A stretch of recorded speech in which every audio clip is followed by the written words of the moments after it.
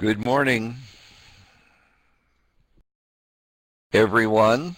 Uh, this is Chris Peterson. I suspect that we will have some additional folks be joining us here over the next couple of minutes. And so I'm just going to hold.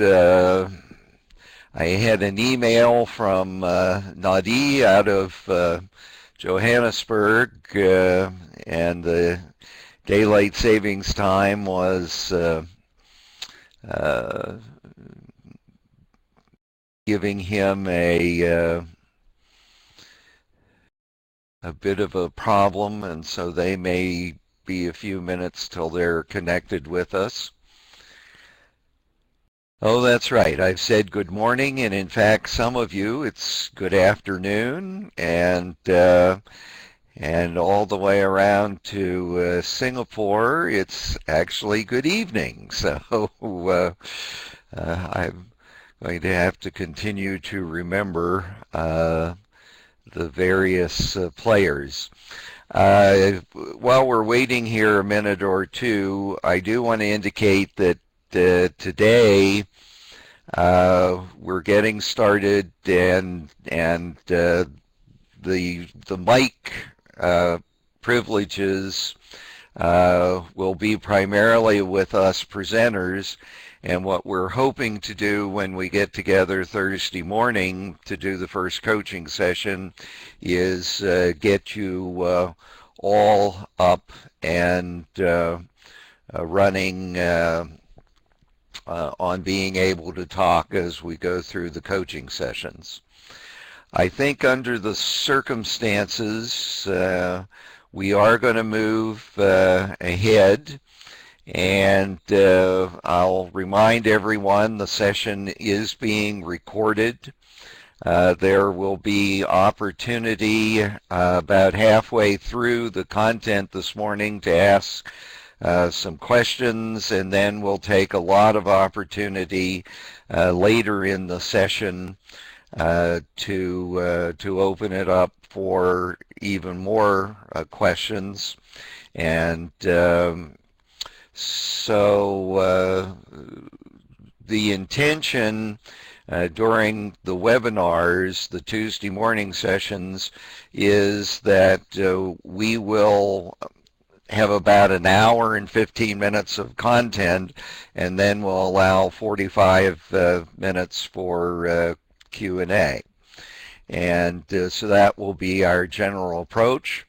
And I think what I am going to do then is launch into our material.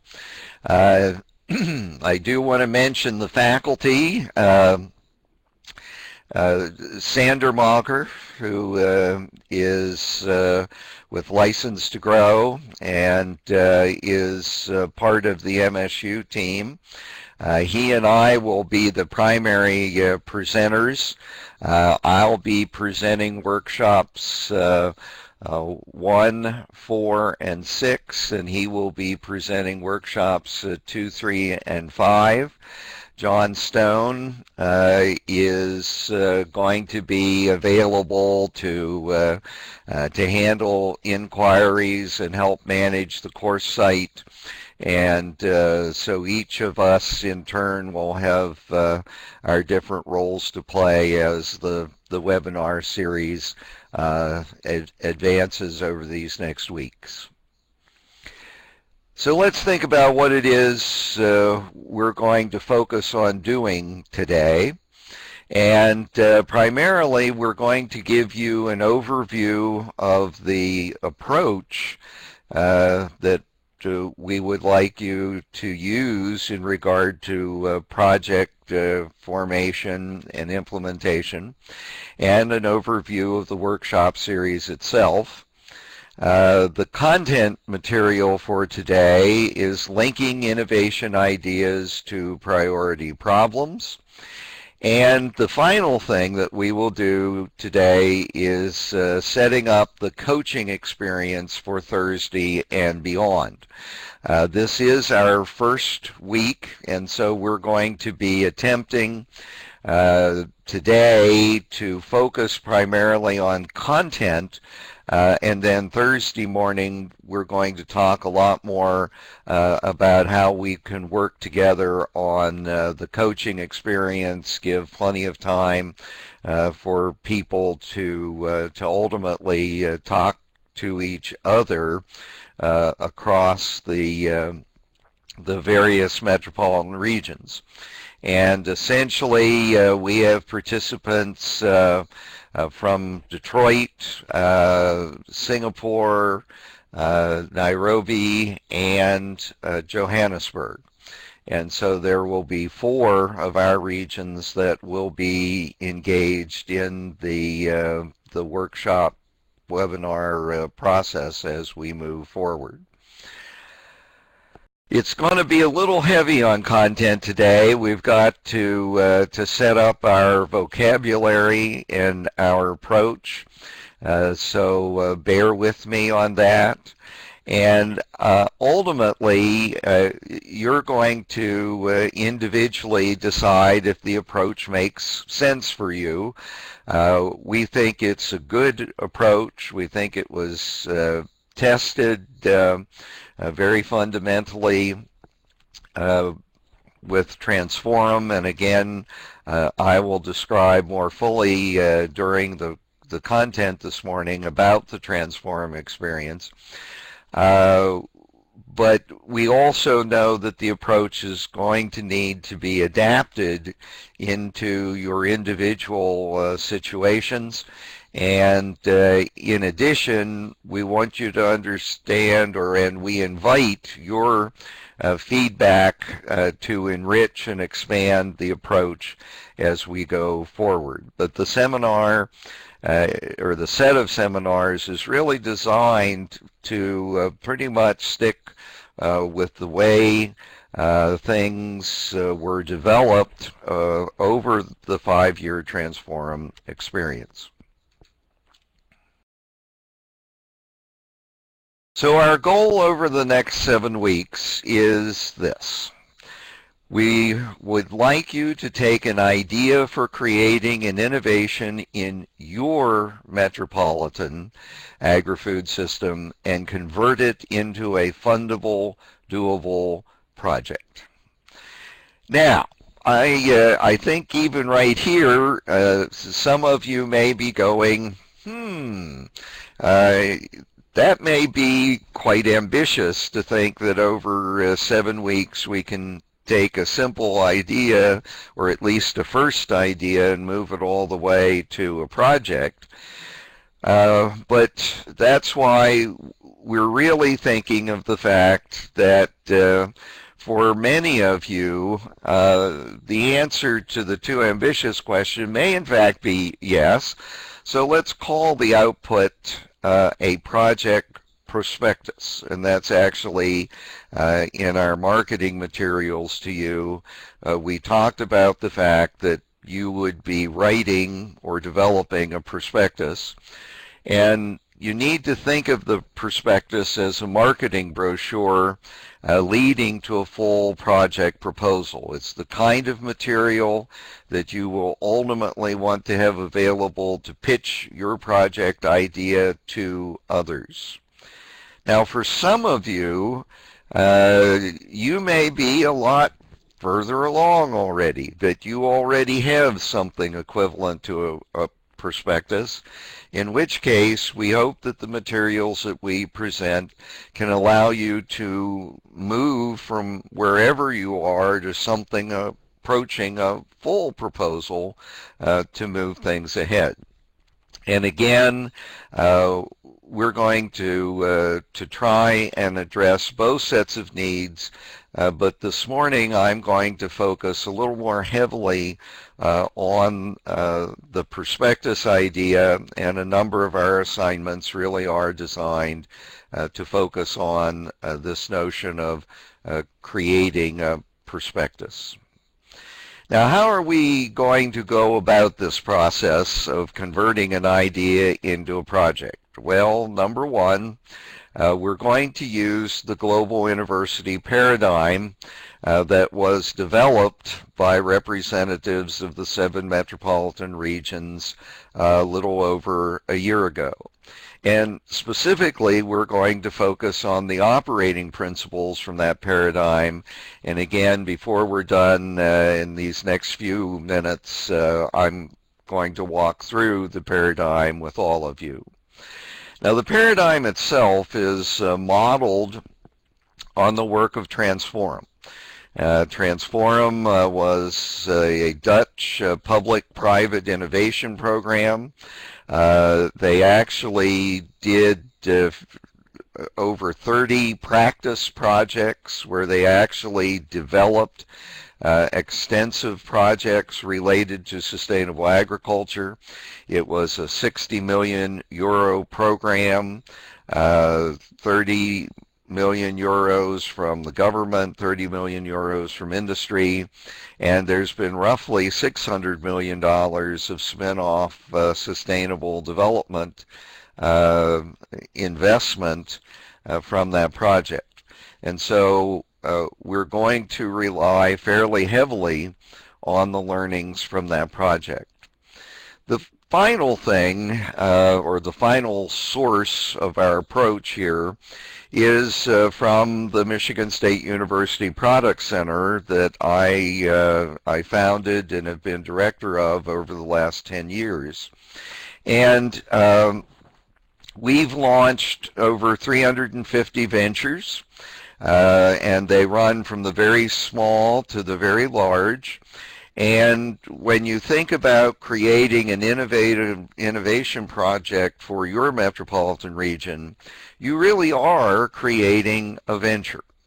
And by venture, we've always meant either a brand new business or organization or a new product or service being offered by an existing organization. And particularly in today's material, we're going to talk about a framework for creating a project, and that's taken from the framework that we use here at the Product Center to start a venture. Well, this is the global university Metro Food, Metro Ag paradigm. And what I want to do for just a few minutes is to walk through the various parts of the paradigm. Where we start the paradigm is with what we believe is the global problem statement that brought many of us together to create the global university. And if you walk down through these various elements, I would certainly like you to begin to think about how these things play out in your own metropolitan region. We're faced with more people, more densely located than ever before on the globe, and sort of the numbers that everyone talks about here is, we're moving to well over 10 billion people on the planet by 2050. More than 70% of them are going to be located in metropolitan regions. And so we can only imagine that metropolitan regions are going to become more dense with time. And in the context of that, there are tremendous needs for more food. But it's not merely an issue of the quantity of food, although that's going to be critically important. It's also about the quality of that food, having access for everyone in the metropolitan system for the food, and the diversity of choices, including choices that I think we would all talk about and recognize as being more healthy over time, and allowing, again, all kinds of people to access appropriate diversity. Now, if that weren't challenge enough, there is this third point of more competition for water, energy, and land.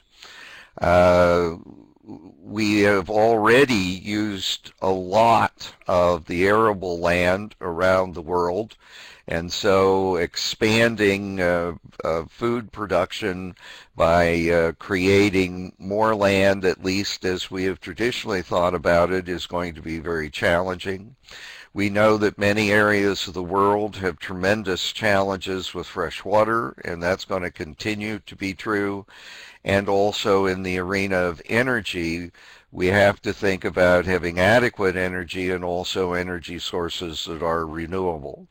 So at the same time, we talk about needing to more than double the production of food over time, we're going to have to do it using less water, energy, and land than ever before. Now, with all of the potential complications of these first three bullets, it's only natural that there will tend to be conflicts among us over our values, about how to make trade-offs among these various issues, and that becomes in and of itself a piece of the problem that has to be addressed by how we take on the process of solving this problem, and not merely the system issues as we think of the first three bullets up here. We also think that there has been a disconnect between metropolitan needs and the larger food and ag system. There is some sense in which, for many urban dwellers, the food and ag system is something that takes place remotely from the metropolitan region, or certainly in the peri-urban region. But we're also aware that there is a growing emphasis within metropolitan regions on returning to the ability to grow things within the metropolitan region itself. But we really need to find ways to bring the metropolitan region and the larger agri-food system closer together. And if it's not enough to think about those first five bullets as being interrelated to each other, the complexity of making changes in this kind of food system that has emerged globally is a tremendous challenge, and there are more and more interrelationships. And the fear is that the result of all of this is we have lots of value conflicts, and we're probably not seeing the kind of system change that we'd like to see to solve these problems as we move ahead over the next 40 years. Well, if that's the problem from the perspective of the Global Innoversity, we believe that a significant piece of the solution is a new kind of innovation, innovation that arises from these five operating principles. And I'm going to come back to these five principles in a few minutes and talk about each of them in detail. But again, just touching on them quickly, the idea that we really do have to take on a sustainability ethic of not just imagining that we're looking at profit alone or even planet alone, but that people, planet, and profit have to be thought of together when we think about how we're going to create value from the innovations that we'd like to create. We need to engage key stakeholders throughout our work. We have to have folks in the room who can enable what we do and want to do, but also folks that sometimes are going to want to exercise a veto against what we want to do, and we need to have them there so that we can talk through their concerns and take them into account in the innovation. And then the third bullet is about experimentation. The fact is we're never going to be able to sit down and debate our way into the future. We're going to have to experiment so that we can co-create, learn, and act together. Along the way, we're going to have to monitor, reflect, and share to create new knowledge, and we need to integrate technology, human capabilities, and organizational network design. Now, when you think about the sessions that are coming up, we're actually going to take on the fifth point here, or the fifth principle first. We're going to talk about it next week, and then the third week we're going to focus on creating value. Then we'll move on to the key stakeholder engagement, experimenting in action, and then finish in the sixth session with monitoring and reflection. And if we can do this, then we can connect our values rather than have them be in conflict, and we believe it becomes the right kind of platform for sustainable system change. The third part of the paradigm is the fact that the global university itself, along with its regions, we can create a community of practice, a community of interest, so that over time we can really develop the skills and the knowledge that are necessary to make this kind of approach to solving these problems something that is more and more doable as we get more and more experience. And then the final piece of the paradigm is to really emphasize what is it that we're trying to do. And what we really hope to do is to enhance the capabilities of our metropolitan food, ag, and resource systems so that at the end of the day, the metro population and its needs for food, ag, and related resources are met in a more sustainable and resilient way. That's the outcome, or the set of outcomes, that we want to see achieved as we move forward with developing these various project ideas. So that's the paradigm. And again, I've tried to give an overview of the pieces, and it's the paradigm that we're going to argue helps drive the development of innovation projects in the various metropolitan regions. Let me come back to the operating principles one more time. We really believe that these 5 principles need to be practiced in every innovation project. And again, create value across all 3 elements of sustainability: people, planet, and profit. This is sometimes thought of as the social dimension, the environmental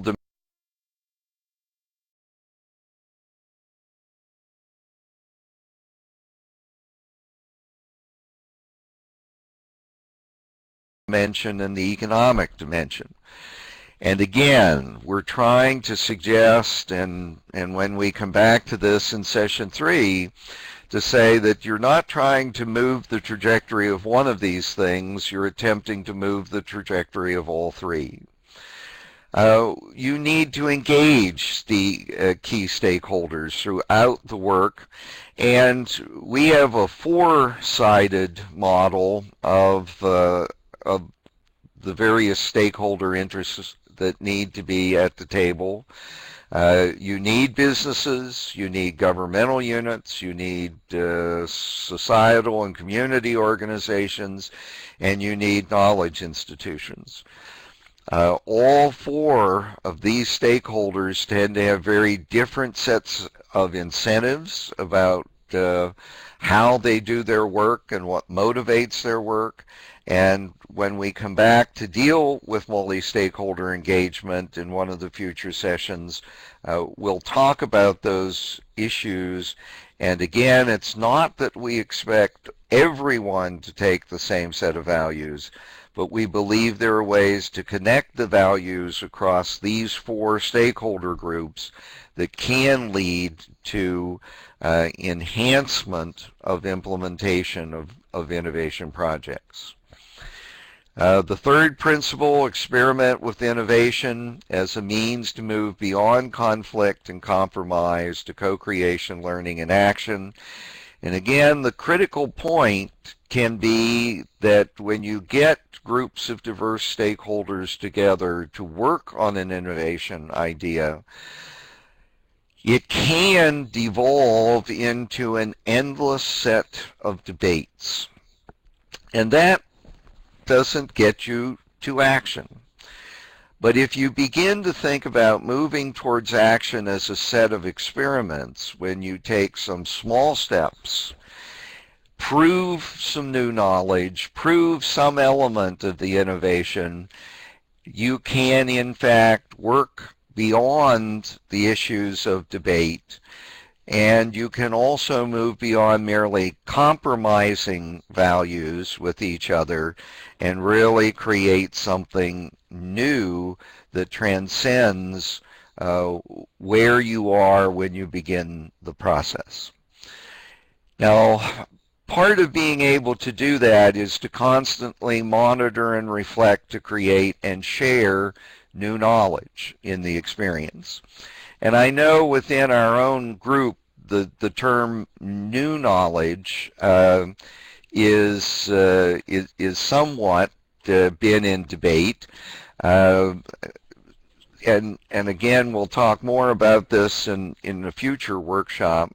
But new here really means the notion that it is new to the group. It's new to the individuals that are working together, and it is new in the sense that we have developed it together and that we're going to share that knowledge and the legitimacy of that knowledge with each other.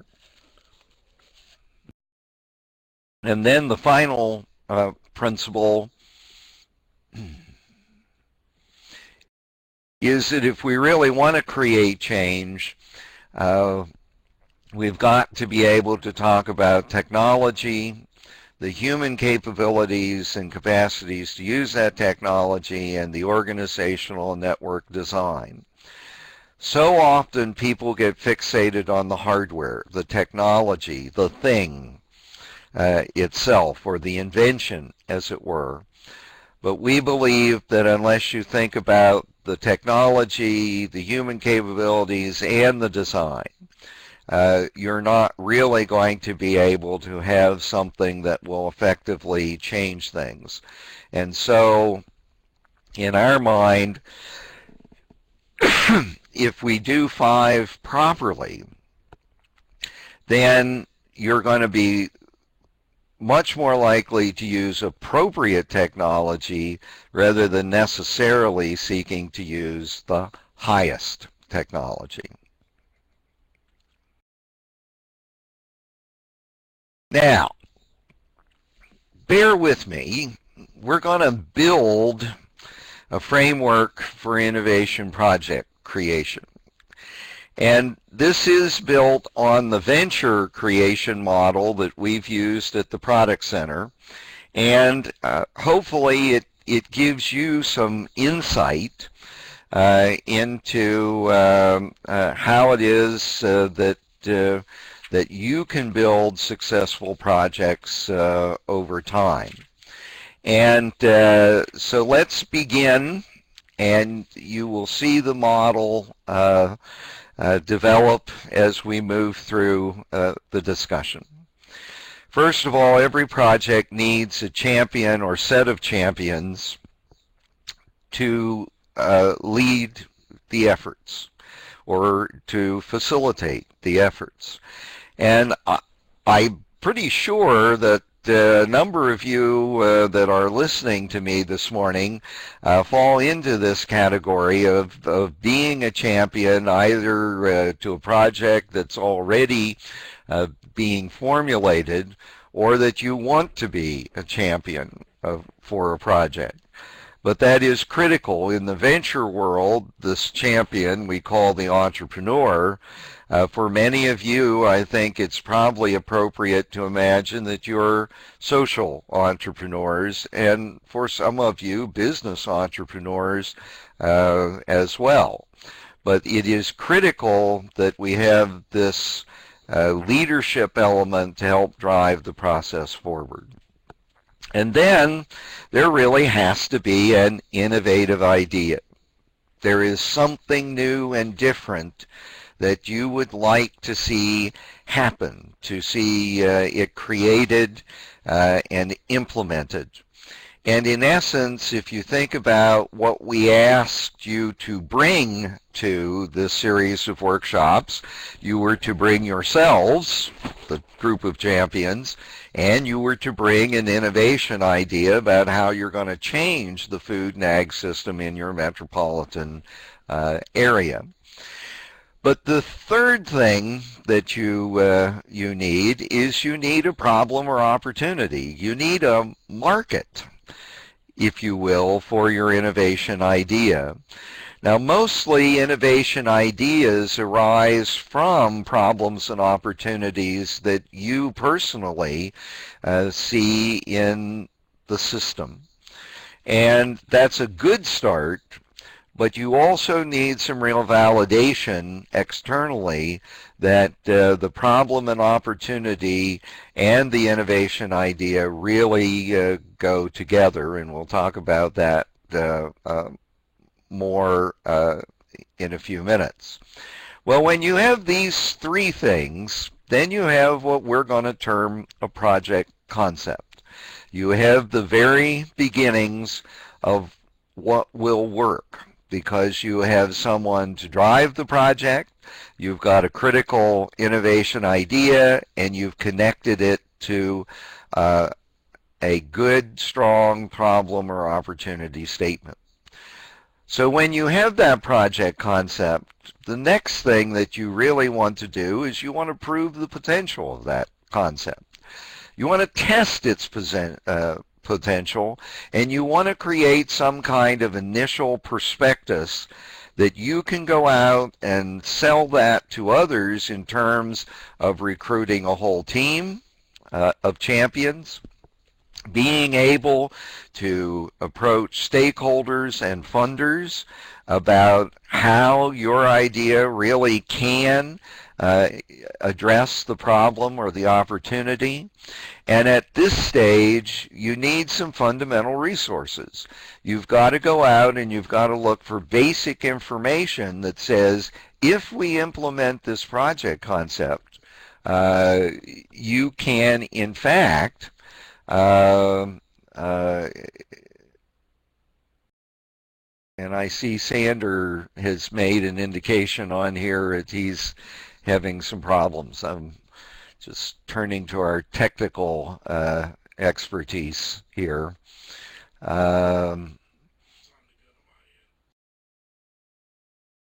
Okay, so our technical people are going to look into this. Okay, so things appear to be good for others. All right. Moving on then, once you've tested the potential, and again, you have the belief that the potential is really there, then you can move on and test the full feasibility of your idea. And in my mind, the feasibility stage is when you're going to dig into the details of making your idea work. You're going to begin to put together detailed budgets about what kind of resources you need. And here you need much more detailed information as a resource. And whereas in the first set of resources, your sweat equity, that is your willingness to put in a lot of time, you now need to move on to pull together some actual dollars to make things move ahead. And then in the final stage, when you're ready to launch your project, then you have had to amass the physical assets, the personnel, the management, the funding to have your project move ahead. Now, all the time, you're doing this in a particular public policy environment, in a particular industry and market environment, and you need to think about how is that going to affect the feasibility and the potential of what you want to do. And again, our argument is throughout this process, we're hoping that you will be using the Global Innoversity operating principles.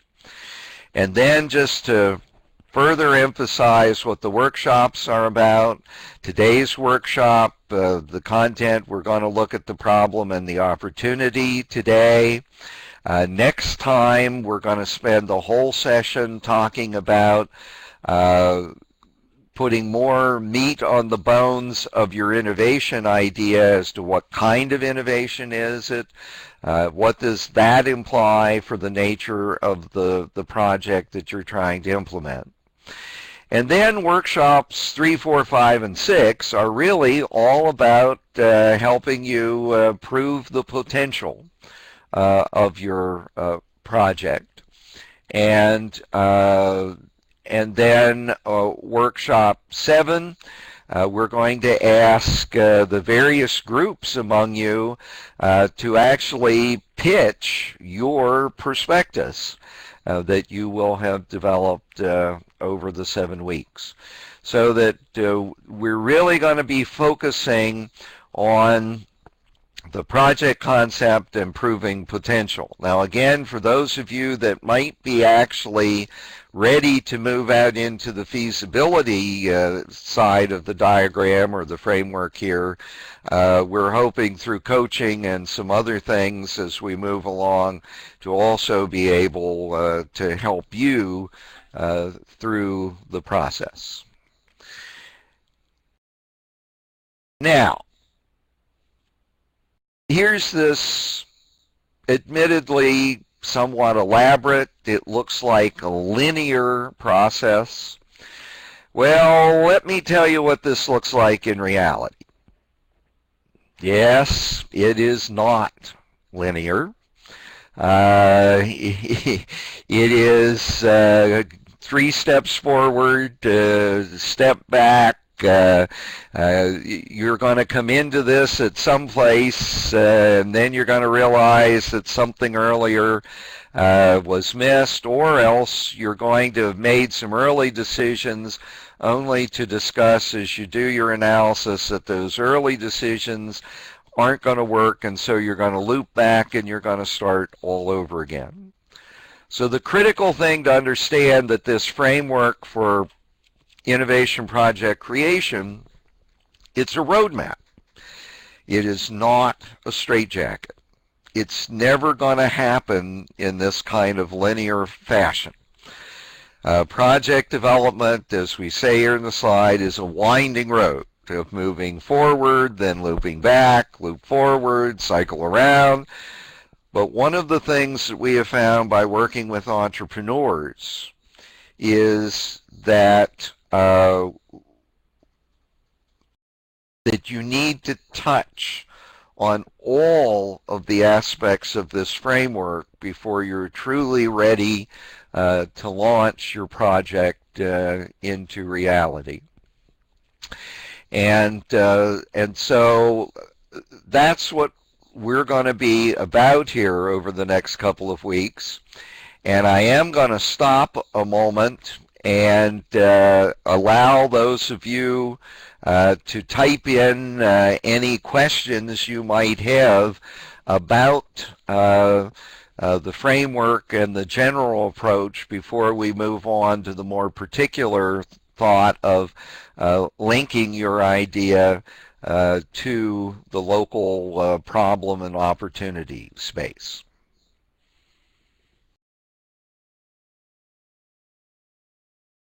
Well, I don't see anyone typing at this point. Well, let's be sure everyone's with us out there, and because we did sort of ask this ahead of time. Someone's typing now. Okay. Oh, we are here, Jay. Okay, all right, fair enough. In the material related to your signing up, we said project champions could be individual project champion, could be a participant that a project team could come together. Perhaps you're a metro region leader that doesn't have a specific project at the moment, or perhaps you're a professional facilitator who would like to understand our process. And so what I would be very interested in is to have you just type in, and your name will show up in the chat box, which of these potential participants are you? Champion, a team member, a leader, a facilitator. And just type those in, and so we can see who we have on the webinar with us this morning. Okay, Catherine Underwood is a project champion.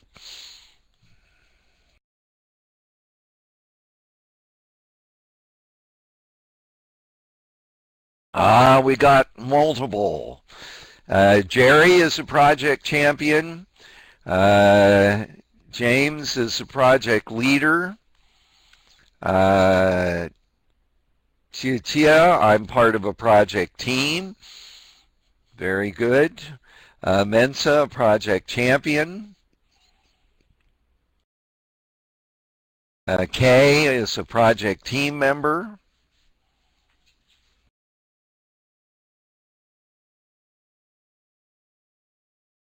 Okay, John is attempting to, and we have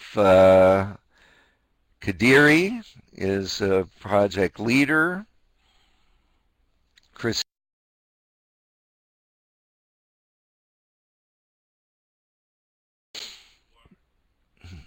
Now I'm.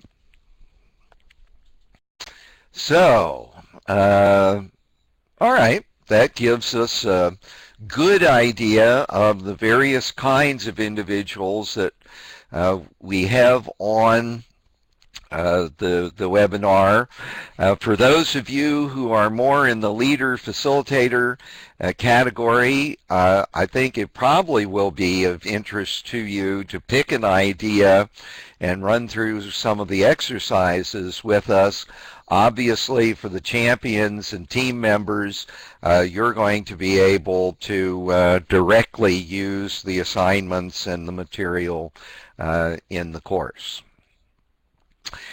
Now, the other thing, and you don't have to type this in, but can you spot where you are right at the moment in the innovation creation process? Are you beginning with an idea only? Do you have your problem opportunity well defined? Are you into various tests of your potential, or even well on the way to feasibility and full proposal? And so just think about where you are in our project development process, and that will help sort of understand how you will fit in to the material that we're going to be using over these next week. Compost project, Renee says, is an idea with the problem defined, and so they're probably ready to move on to the tests of potential. And but each of you probably finds yourself at a somewhat different place in the innovation creation process. And again, it's a roadmap, and it can be helpful to think through the stages of the roadmap in terms of where you're headed. Okay, So let's move on to the specific topic of today's seminar, and that is linking your idea to a problem or opportunity in your setting. And I think there are two steps here. I think you need to be able to describe the problem that your idea is meant to solve or the opportunity that you're hoping to seize through your project. And then the second step is to say, why will your idea work? And we have some lessons from the Transform experience that we're going to share. And broadly speaking, answering the question why is a way of validating your idea. When we do a similar sort of exercise with our entrepreneurs at the Product Center, I tend to talk about the second step is as can you tell a credible fairy tale that this thing will actually work? Because very early on in the process of developing an innovative idea, it's sort of the first test. Can you convincingly say that if things happen the way you think they can happen, that you will make the difference that you would want to make in the problem area? So let's think about step one, defining the problem. Now, I took a fair amount of time to walk through the problem complex earlier today, and what I imagine is that your local problem or opportunity will likely be some version of these broader issues from the global Innoversity paradigm. So a place to begin to define your problem or opportunity is with this list and begin to think about, so what elements of more food, for example, do we really want to be able to address? Or are we dealing more with this issue of figuring out how to better, more efficiently utilize water, energy, and land? Are we attempting to resolve some kind of critical value issues within the system?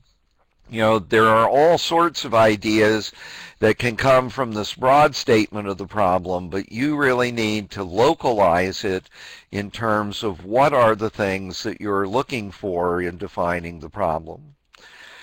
When you begin to think about writing your problem statement, focus on the right things, as it were. For example, we very often in common everyday language, we confuse problems and potential solutions all the time.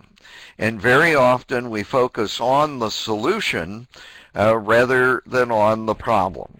And a sort of classic definition of a problem that's always worked pretty well in our venture work is a problem is an undesirable outcome. And so I've given you two problem statements here and ask you to think about which is the better one. Low resource residents cannot access healthy food, or number two, we have no grocery stores for low resource residents. Think for a minute about which way you might go. And again, it depends on the context and how much analysis you've done, but number one is actually a better problem statement because it focuses on the undesirable outcome, whereas number two already presupposes a solution, and that is in the form of more grocery stores. Now, maybe you ultimately decide that you need grocery stores to resolve the problem, but don't get the problem and the potential solution confused.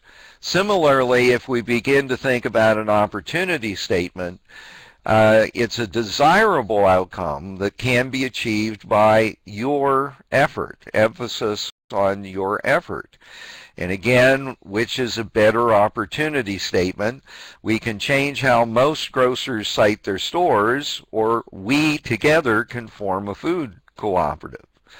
Now, it's not that either one of these would be easier than the other, but the thing that is much more in your control is the ability to come together and form the food cooperative than it is to take on a major campaign to influence how most grocers site their stores. Now again, I'm not saying that number one couldn't be an opportunity statement, but you'd have to think very carefully of, can it be achieved with your effort, or can you take on an opportunity that is more within your ability to achieve things.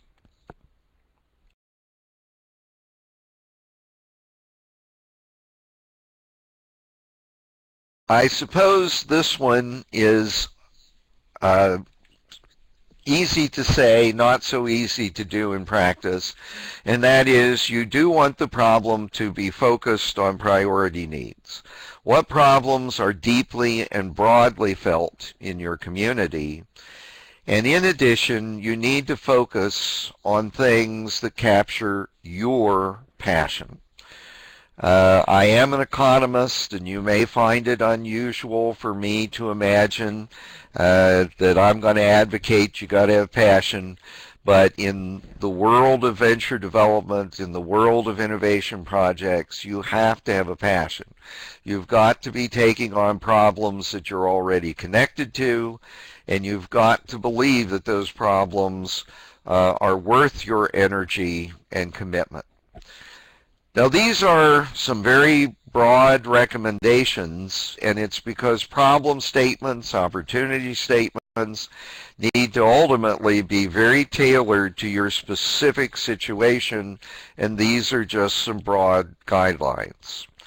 Now, once you have a good problem statement, then you need to move on to why will your project idea work. And here we're going to begin to take some first lessons from Transforum. And again, I've already outlined the broad nature of the Transforum innovation project. It had a 6-year life running from the beginning of 2005 to the end of 2010. The goal was to increase the sustainability of Dutch agriculture. And again, they did over 30 practice projects, the experiments, if you will. In addition, they did scientific projects and learning projects that sort of fill out the portfolio of things that we did. Now let me lift up one of these 30 projects to give you an example of the kind of project that we can be talking about and the nature of innovation. Green Care Amsterdam had this as the fundamental innovation concept. Use small urban farm settings to deliver care to clients with anxiety and depression disorders. And I see I do have a couple of questions. Why don't I back up to the prior slide here a minute? Who funded the 60 million? And in this case, it was euros.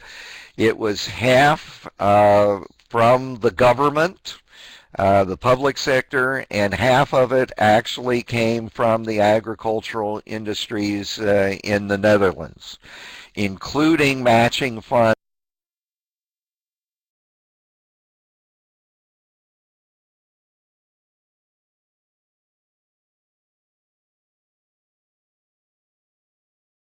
from some of the companies that were engaged in some of the projects. Define practice, scientific, and learning. Good question.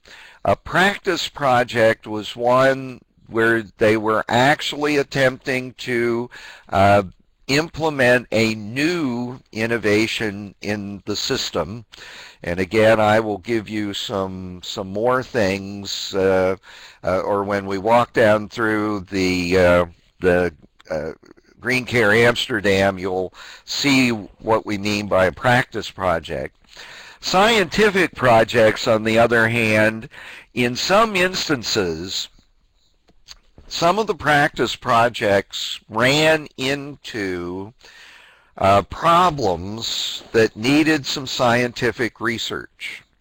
And it was this research that became part of the scientific project, so that in a more classic sense, when a particular need to test a new technology arose, then we would turn to technology experts inside of the universities and say, can you actually study this particular idea, or give us some kind of verification that this thing will really work.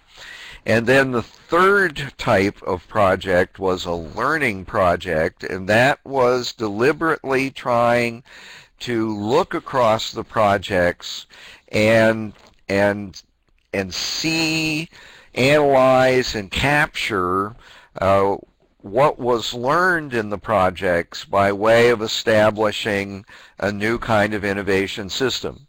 The 5 principles that the Global University is founded on are really principles that arose out of the learning projects. Yes, Catherine says share the name of the book. And right at the moment, I don't have that book in front of me.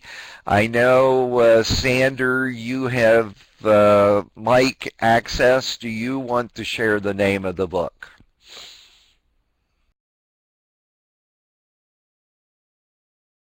What's that? All right, we're having trouble getting Sander on here. Yeah, I don't have mic access. I think we're getting him there.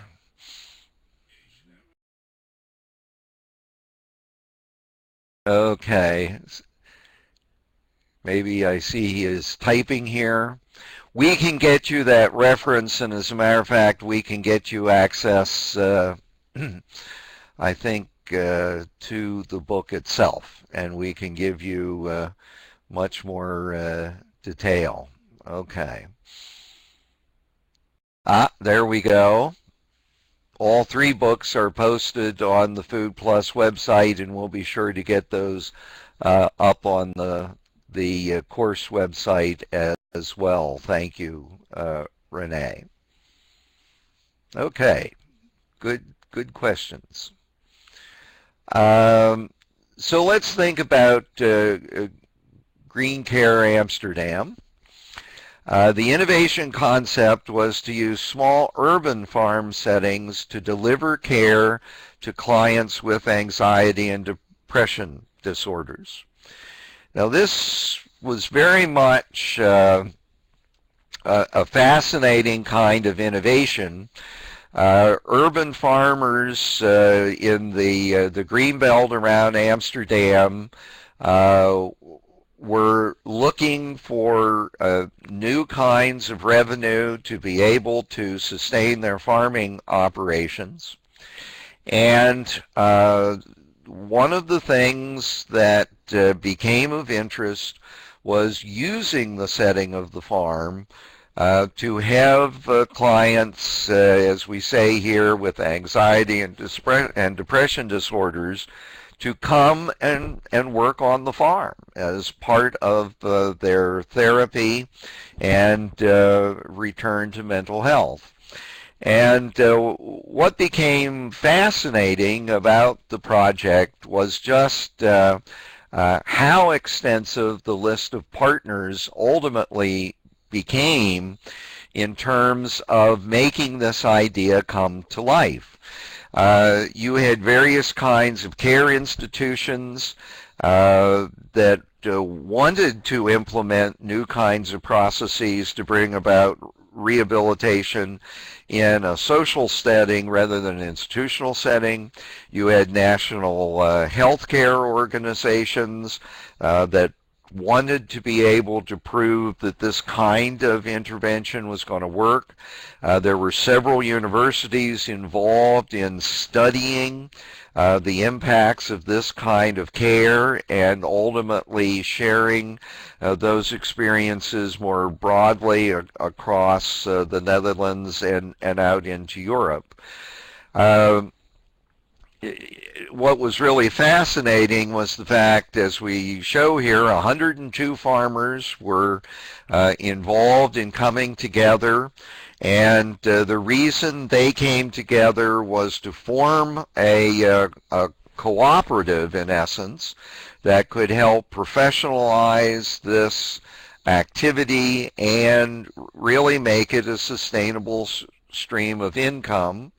And Lenzeite is this cooperative that they put together to be able to develop the necessary procedures. Insurance companies were also very interested because, again, they were going to be part of the stream of income, and obviously the clients themselves, so that here they were coming into a small-scale environment with an external focus on agricultural activities instead of their personal problems. So when we go back to this fundamental idea that we ultimately want to talk about impacts on the 3 Ps, here we had on the profit side, urban farmers now had more economic sustainability. And in addition, the green belt around Amsterdam was now more sustainable itself because the farmers who were the caretakers of that green belt were going to be there. That had planet implications. And obviously on the social or people side, the care clients have more sustainable lives. So here we have a set of things that are, well, the whole slide is an attempt to suggest, and this was one of the most successful of all of the Transform projects, and it was a very unique way to bring a new stream of income to urban farms. And Sander has been able to put the various books on the list there in the chat for everyone, and again, there were some questions about the exact size of the farms, and ultimately we can get back to you with some of those more details about the example. So one of the things that we ultimately did was try and test the Transform model. In particular, I spent 8 weeks in the Netherlands doing a qualitative analysis of the 30 practice projects. We used a set of 3 deeply knowledgeable jurors about each project, and so there were some overlaps, but in many instances we had these jurors actually assess each project's level of performance, also assess various explanatory variables about that performance.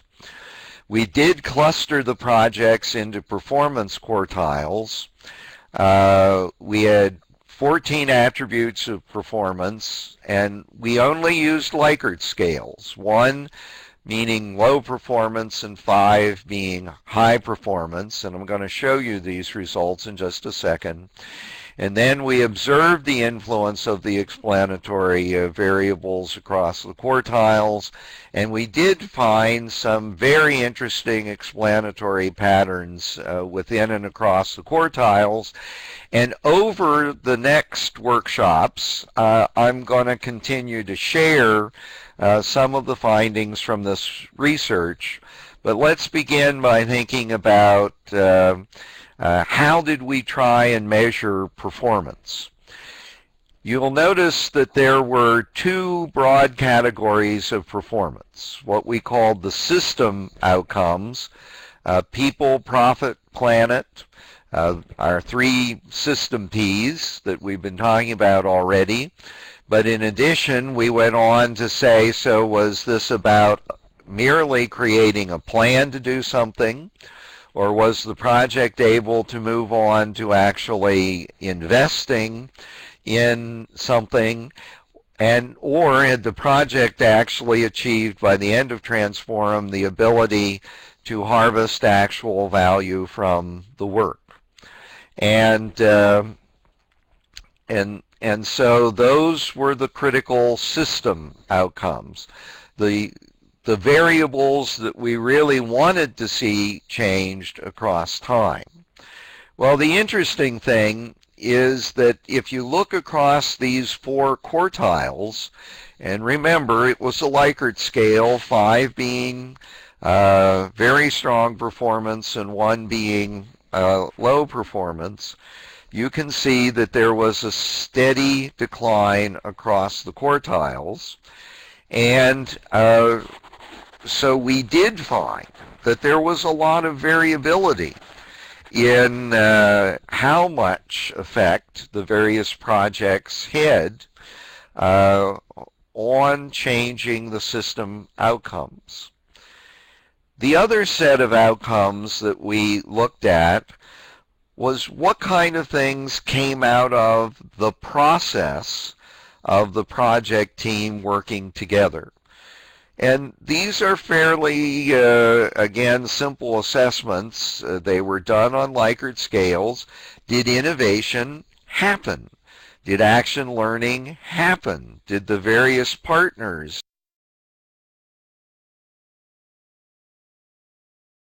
was new knowledge created? And again, we see that there was a steady decline across the quartiles. Strong process outcomes in the highest quartile, much, much weaker outcomes in terms of the low quartiles. But overall, one of the critical findings from looking at this is that the system and process outcomes move together. If you projects that were high on people, profit, and planet were also high in terms of being really creating innovation, new knowledge, having the partners work actively together. And vice versa, if you had a poor process, you also had poor impacts on system outcomes. There was no project among those that we studied that we could say they had high system outcomes but poor process outcomes. The two things move together, and I think that is critical to the process of developing a project that has the chance to have real impact. The other thing that I did in the analysis, it was interesting, across these 30 projects, there were 7 projects that were actually selected before the Transforum model was in place. 15 projects were selected after the first pieces of the model were in place, and the final 8 projects were selected late in the 6-year period. Well, the outcomes are pretty dramatically different. The 7 projects that were picked early on had a much greater failure rate or a much smaller success rate than those that were selected either early in the model's development or late in the model's development. We also discovered that the transform process seemed to be about equally as effective with large-scale projects as small-scale projects.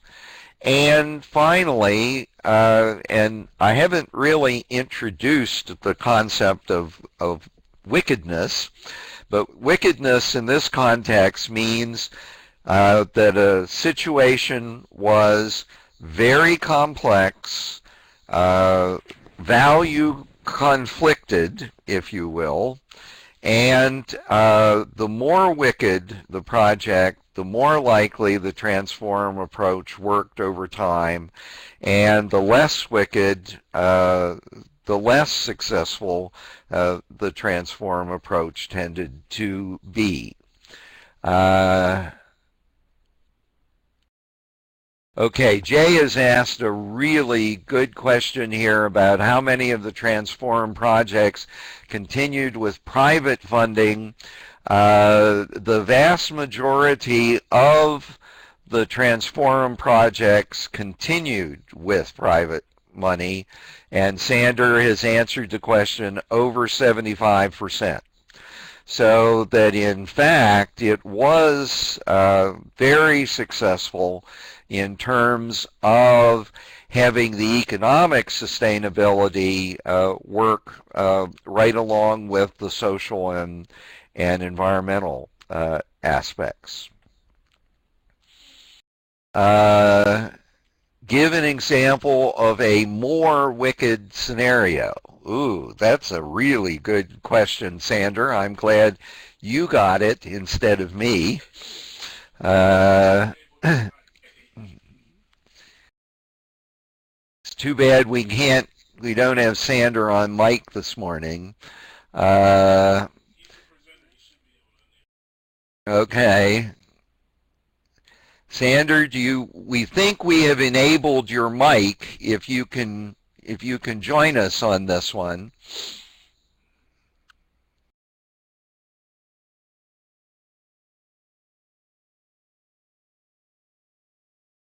Can try, Chris. I'm not sure if it works. I hear you. Why don't you take a shot at the question here? Okay.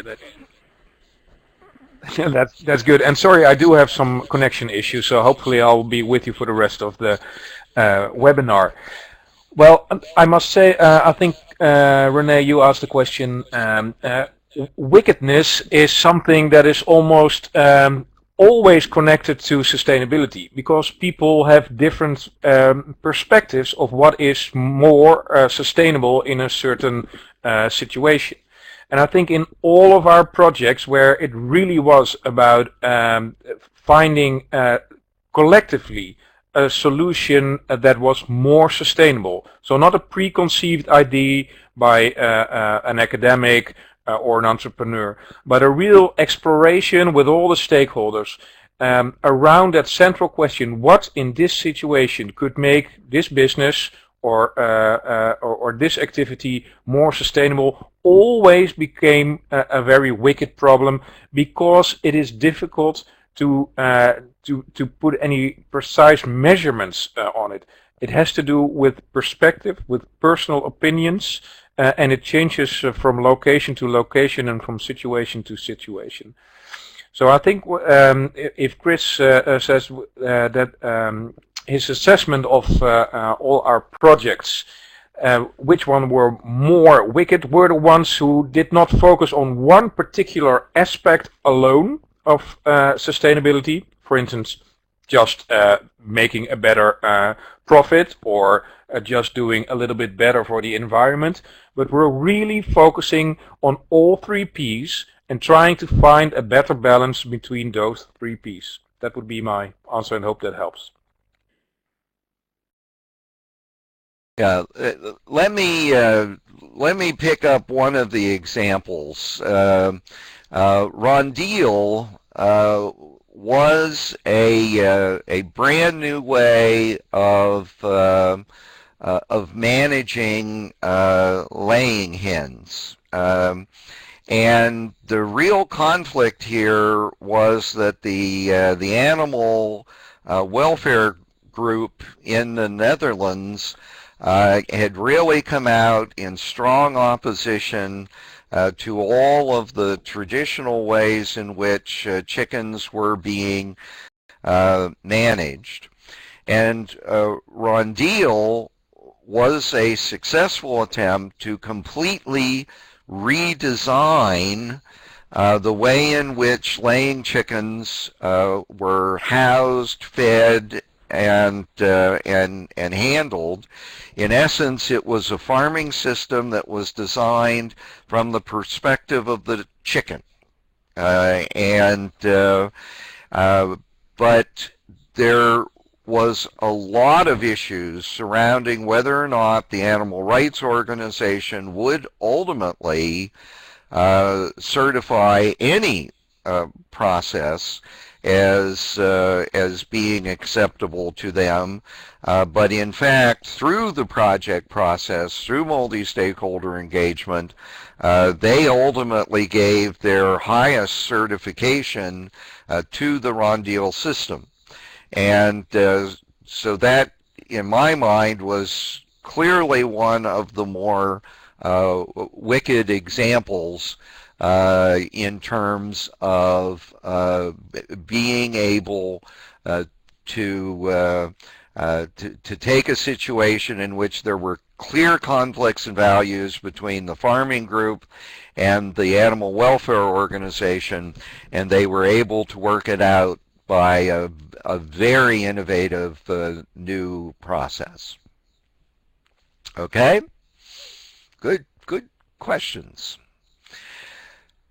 So let me go back to the fundamental question about why will your idea work? And when we think about these findings from Transforum, the truth of the matter is the odds of working do vary dramatically. When you're doing real innovation, there's a lot of risk that goes along with that, and you need to recognize that risk in thinking through the extent to which your project will work.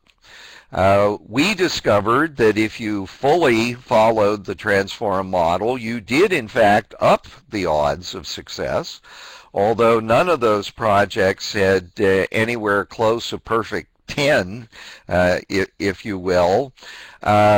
We did find that large and small scale projects were equally successful. We did discover that more wicked problems were also more successful with the process. And so that gives us a lot of hope that if you sort of follow these principles, you have a beginning crack at this answer of why do you believe your project would work. Now, going right along with that, I think one of the most important learnings is that if you're going to have your idea work, then there are really two types of outcomes that you ought to take into account right off the shot, and that is, what changes do you want to see in the actual food and ag system? That is, what are the things that you're going to do that promise to change the trajectory of people, planet, and profit? And at the same time, you've got to set goals or outcomes related to the process itself.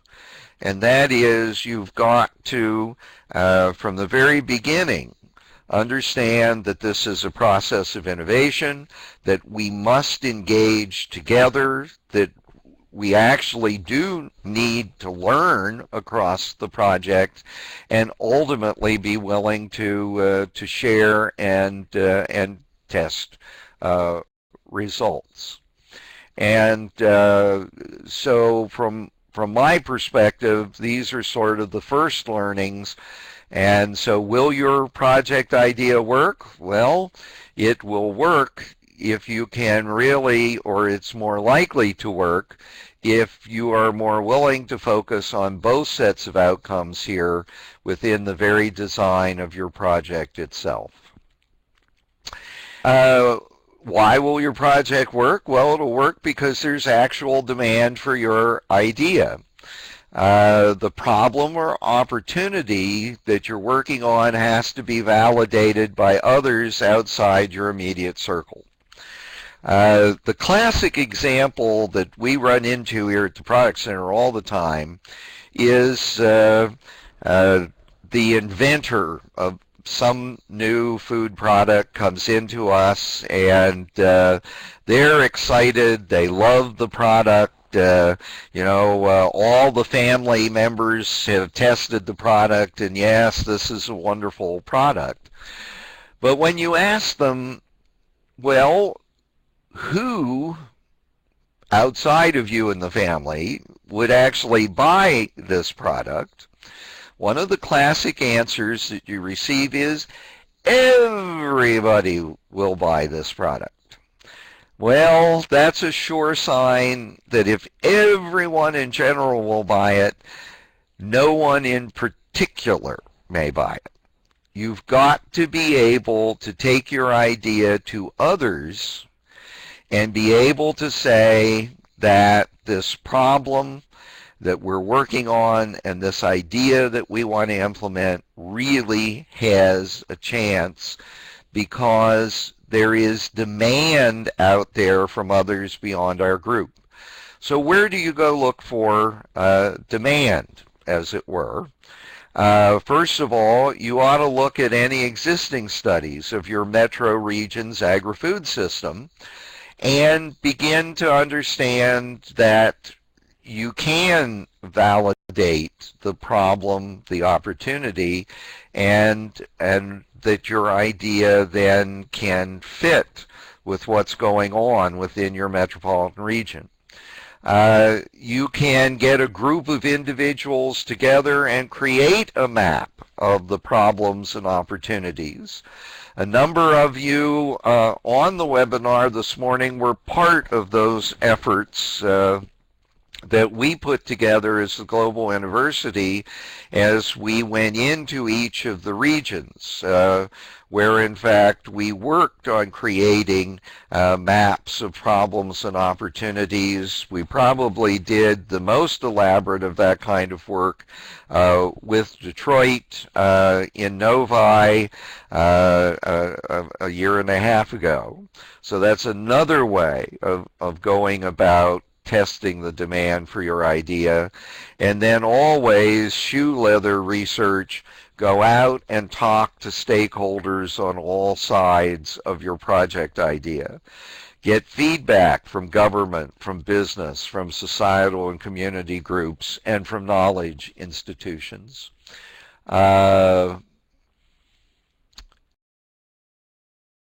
Okay, Sander and Renee have had an issue about, and I think that's been addressed there. So again, there is a demand for your idea is critical.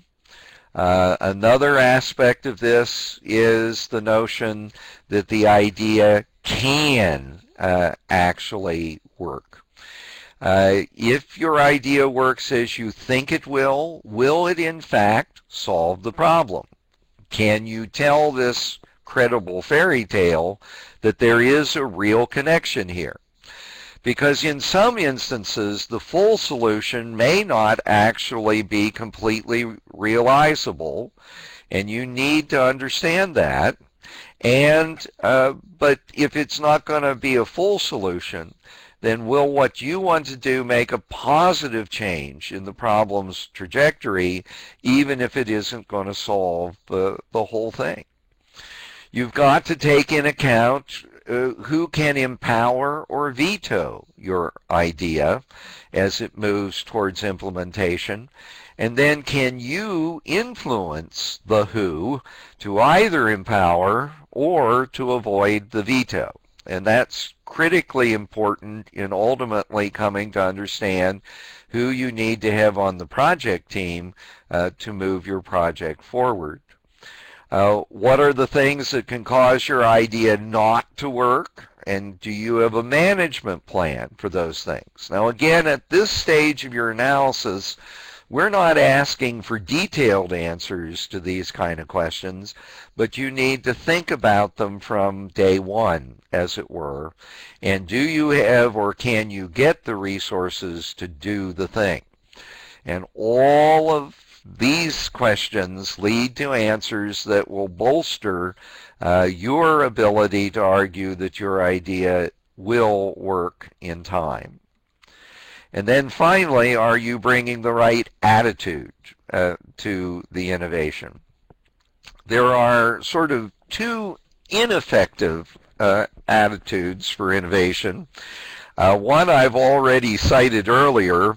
Everyone will want our innovation to be implemented.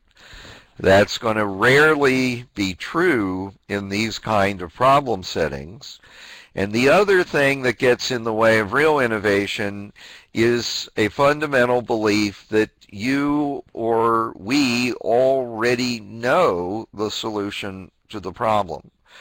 Because if you're taking on some of these heavier, more complicated problems of access and quality and so forth, there is some sense in which if the answer were really fully known, it would have probably already been implemented.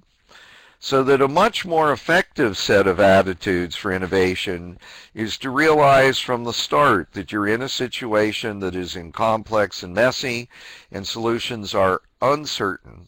And then in fact on day one you probably don't know exactly what will work, but you're willing to work together. Okay. So at the end of the day then, linking ideas to problems is about having a good description of the problem or opportunity and then coming up with an effective statement about why you believe your opportunity will work.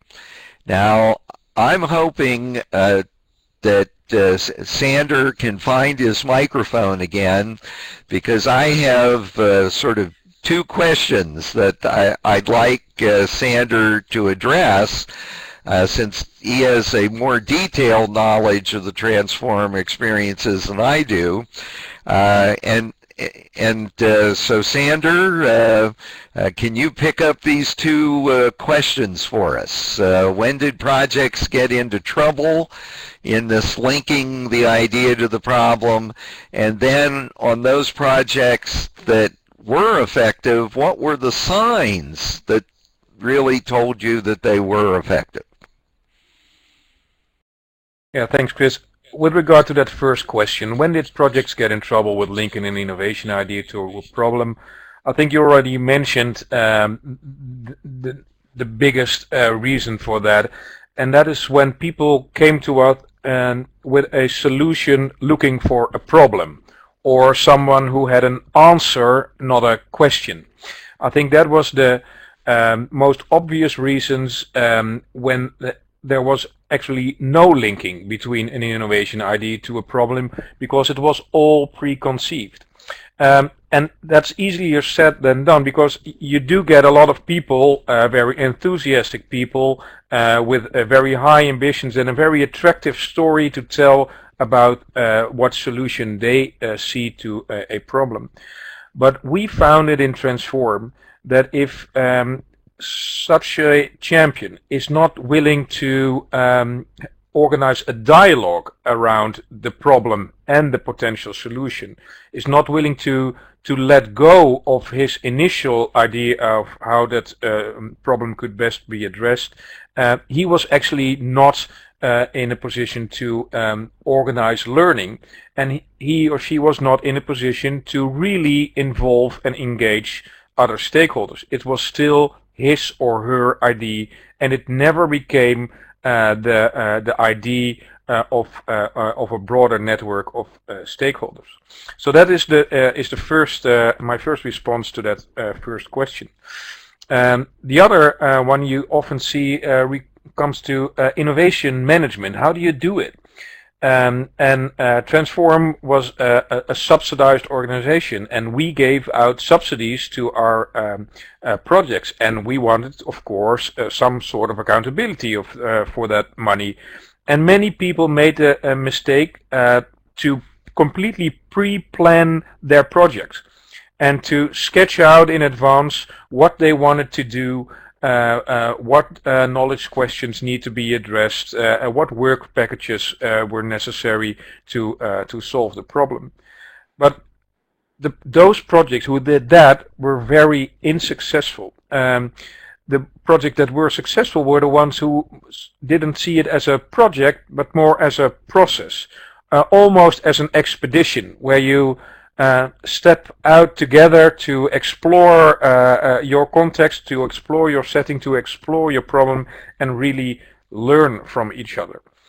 So it has a lot to do with innovation management. And my third remark would be that the other problem we encountered was that people really vetoed the participation of one or more particular stakeholders.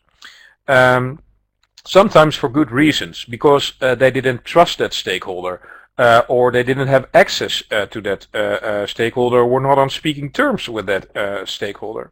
But in a sense, they were denying part of the reality around their project, and they were in fact denying a good and complete linking of the problem to a potential innovation idea. And if I move then to that second question, what were the signs that an effective linkage occurred? I also have 3 points. The first one is that it was clear that learning took place. That was a clear sign that effective linkage was there. And learning took place in the sense that the project really integrated other stakeholders and really integrated the other values that those stakeholders represented. And all the stakeholders together were really having a dialogue, a generative dialogue that completely shaped the project. Second thing is that it also meant that the outcome of the project changed.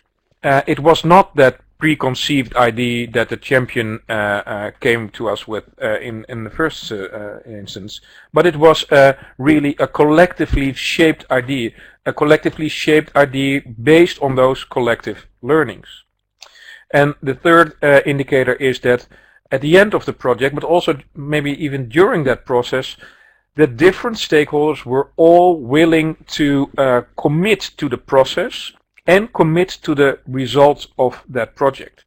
And each type of stakeholder in their own, let's call it their own currency, to support the process. For instance, representatives of government were willing to invest in the sense that they tried their best to change policies in favor of a project. That happened, for instance, with a project we called New Mixed Farm, that had a lot to do with the manure regulation in the Netherlands. And they were advocating a new approach to that, and local government, or actually the regional government in one of our provinces, said, this is such an interesting approach, we want you to experiment with this, and we want to learn from it, and we want to change our policies based on your learnings. NGOs or societal organizations, and Chris, you mentioned the example of Ron Deal, also invested in their own currency in the sense that they publicly supported projects. The Society for the Protection of Animals in the Netherlands even paid for a marketing campaign on public radio to support that Ron Deal system. That was never shown before, because the Society for Protection of Animals always was only criticizing projects and not actively supporting them. Academia supports projects in the sense that they gave scientific grounding to many of our projects, and of course business invested in those projects by really putting in private investments. Those 3 things were the real signs that an effective linkage occurred, because then all the stakeholders took ownership for the process and the project. Chris, back to you.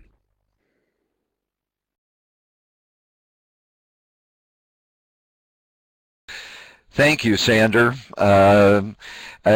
Again, we're going to we will explore even more about the projects over the coming weeks, and so we're beginning a process of trying to put the reality of these various things we're talking about into to a form that we hope can translate into the kinds of projects and issues that you're attempting to address. Well, that really brings us to the end of the content, and again, I apologize. It took a little longer to get everything on the table this morning than we might have hoped. But here's your first assignment that comes out of today. And again, the idea of the assignments is to give you an opportunity to think through and actually put to work some of the ideas that you've heard during each of the workshops. And so there are really 4 questions that begin your prospectus, and actually we had alerted you to the first 2 questions walking into today, but now we're going to be very deliberate in saying, what is the innovation idea? Who are the champions that are engaged in this idea? And if you're a first champion with a first idea, you may want to do a little speculating about who you would like to join the project team. Then can you give us a good problem or opportunity statement, again following some of the recommendations we've made today? And finally, can you fashion a paragraph that answers the question, why do you believe your idea will work? That the idea really is linked to the problem or opportunity in a successful way.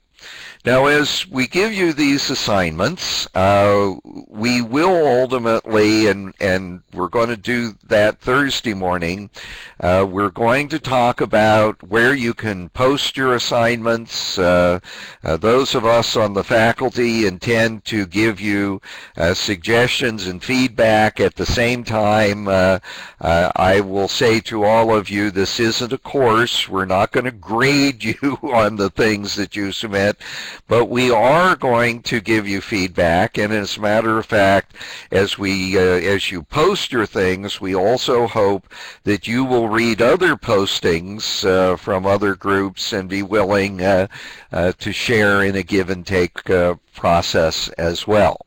But that answering in some kind of concise way those 4 questions is how we'll begin the process of developing your prospectus. Now, let me turn to the coaching sessions. The goal of the coaching is to assist you with the assignments and the creation of your project.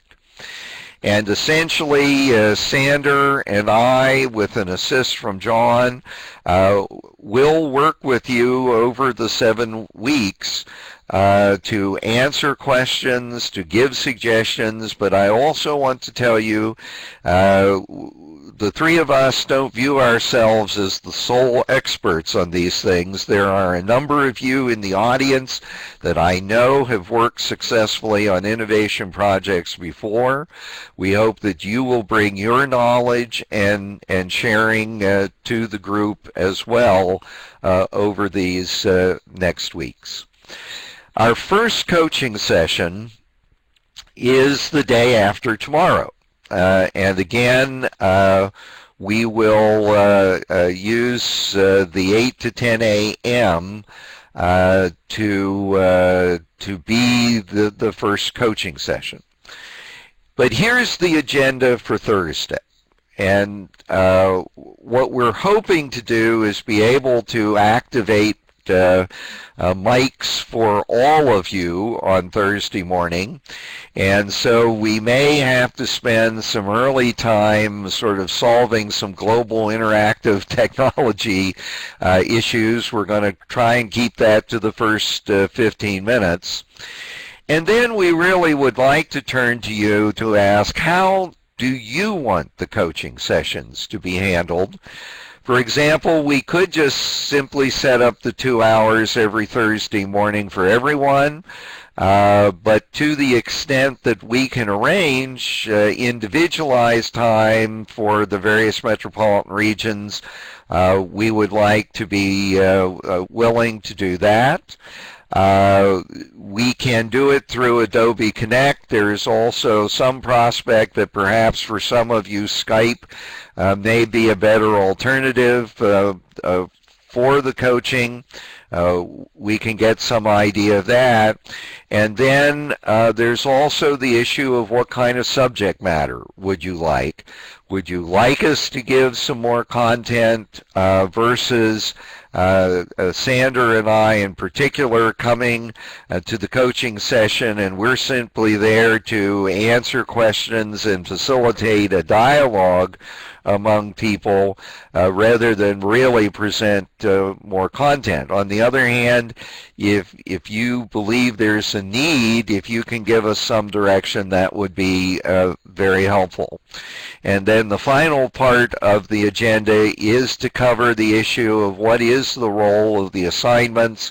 How are we going to have you submit those assignments? How are you going to get feedback? There are some details that we'll need to work out Thursday morning about that. And then once we've worked through that agenda on Thursday, then depending upon how you want to receive the coaching, we'll either continue the Thursday mornings or we'll change them based on what we hear you give us as feedback on Thursday morning. And okay, Renee is working to say their group is going to get together, so that will be good, and that's when we will reconvene. Finally, I just want to look ahead to the coming sessions next week. We're going to talk a lot more extensively about your innovation approach, so that we're going to flesh out the innovative idea to think more broadly about what it is you're trying to do. On April 1, we're going to talk in much greater detail about how do you really define the 3P value proposition. We move on to multi-stakeholder engagement, experimentation, and finally monitoring and reflection. So if you think about what we're doing here this week and next, we're really trying to get everybody together to define their fundamental project concept. And then the next 4 sessions, we're going to be taking on various aspects of how do you prove the potential of your project concept. And then the last workshop is really designed to have you pitch your project to the rest of us. And so that gives you a view of where we're going to be going in the future. I know we're down to about the last 15 minutes, but are there any questions, comments, suggestions? And again, by the way, you can communicate with any of us by email. It's probably most efficient to send your questions to John, and then John will see that Sander and I are in a position to respond by email. We still have a lot of things to set up Thursday morning. And then I think we'll be ready to move ahead with the rest of the series. Okay.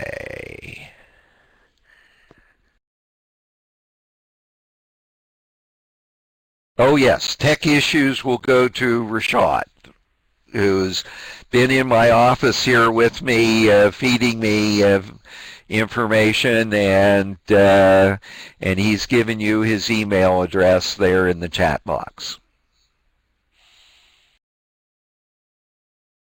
Well, I don't see anyone typing at the moment.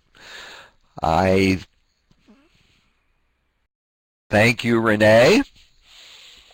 And all right, well, we'll reconvene Thursday morning to take up the issues of exactly how do you want the things to move ahead. And thank you, Catherine, for the feedback. So we will go ahead and okay. We have a couple of additional folks. Great